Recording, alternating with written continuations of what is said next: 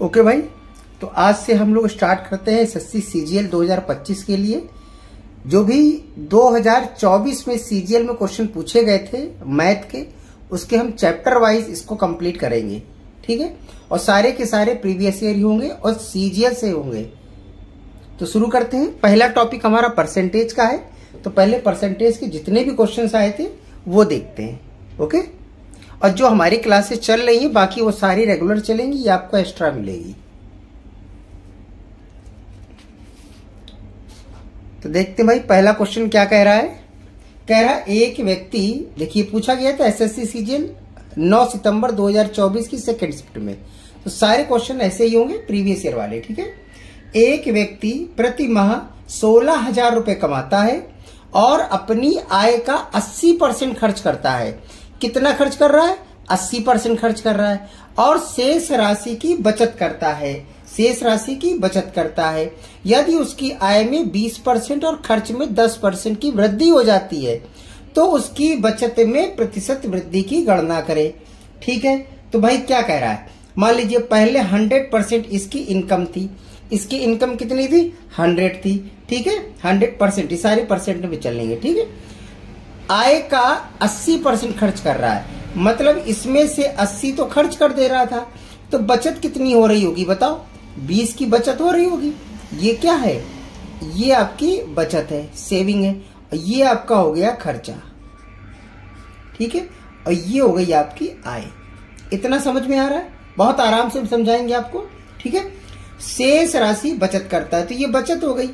यदि उसकी आय में 20% और खर्च में 10% की वृद्धि हो जाए, तो आय में वृद्धि हो रही 20%, 100 का 20, तो नई आय हो जाएगी 120। इतना समझ में आ रहा है? खर्च में 10% की वृद्धि, जो 80 था 80 का 10% 8, तो नया खर्चा होगा इसका 88। 80 का 10% 8 जोड़ेंगे तो आप नया खर्चा होगा 88।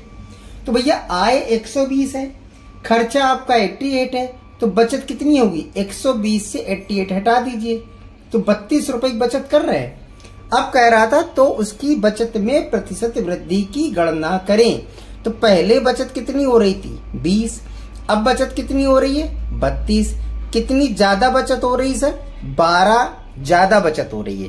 तो ये 12 कितने परसेंट है? 20 का, ठीक है। रेट पूछ रहा था ना, 20 25 100, 12 25 60, 60%। ये हमारा आंसर आएगा। Fourth option is correct, okay. चलो अगला क्वेश्चन देखते हैं।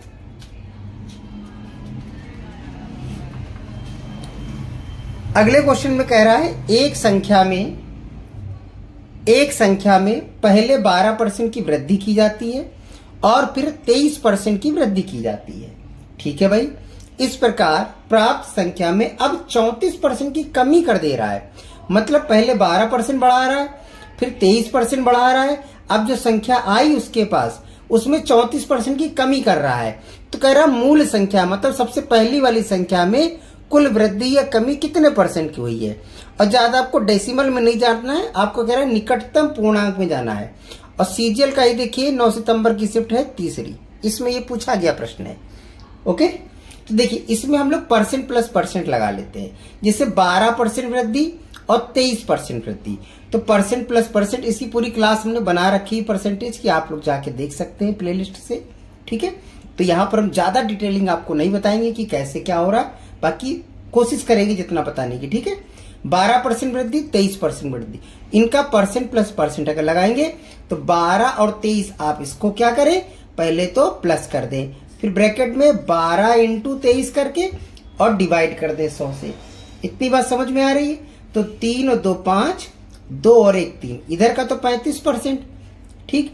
अब इसका देख लिए, 12 3 36, 6 3 12 2 24 और 3 27, यानी 2.7। अगर इसमें 2.76 जोड़ देंगे तो 37.7, ठीक है। 37.7 नया लिख देते हैं, 37.7, 6 हटा दीजिए, थोड़ा सा पूर्णांक में लेके चलिए, देख कह रहा है निकटतम पूर्णांक, 37.7 आ गया। अब इसमें से भी 34% की कमी कर रहा है, तो 34% कमी है तो माइनस कीजिए 34, ठीक है। तो हमारे पास 3.7 अभी पॉजिटिव में है, प्लस की वैल्यू है। और यहाँ ब्रैकेट में क्या करते हैं हम लोग, 37.7 इंटू 34 डिवाइडेड 100, इसकी वैल्यू भी जोड़नी। देखो ये प्लस में था और ये माइनस, तो माइनस ही आएगा। ठीक है, अब यहाँ पर 37.7 की जगह आप इसको 38 से करिए तो थोड़ा सा इजी हो जाएगा। पूर्णांक में लेके चलिए इसको, ठीक है, इसको पूर्णांक में ले चुकी, तो इसका आप मल्टीप्लाई कर लीजिए, तो ये आ गया 1292। ठीक, अब ये डेसिमल लग गया, यानी कि 12 या 13 रुपए समथिंग आ रहा है। ओके, तो अब ये 1293 अगर इससे घटा देंगे, क्योंकि तो माइनस का आएगा, क्योंकि यहाँ माइनस का था, तो माइनस का 12.9 है। अब ये दोनों आपस में आप माइनस कर लीजिए, यानी 12.9 और 3.7 आपस में माइनस कर दीजिए, तो ये आ गया 2 और ये आ गया 9 3 12, यानी 9.2 समथिंग। तो आप मोटा मोटा 9% ले सकते हैं, 10% नहीं लेंगे आप, क्योंकि 9.2 आ रहा है और माइनस का साइन था इसलिए डिक्रीज आएगा। ठीक है, तो 9% का डिक्रीज यानी कि कमी हुई है। ओके, तो थोड़ा सा पूर्णांक में लेके चलेंगे तो इजीली हो सकता था इसको। चलो अगला क्वेश्चन देखते हैं।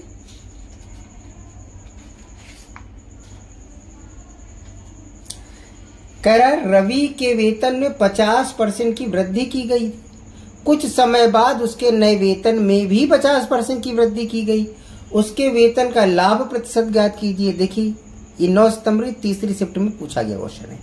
तो यहाँ दो पार 50% की वृद्धि हो रही है, तो परसेंट प्लस परसेंट लगा दीजिए, 50 50 100 और 50 इंटू 50 डिवाइडेड बाई 100 यानी 25, तो ये आ जाएगा 125% की वृद्धि।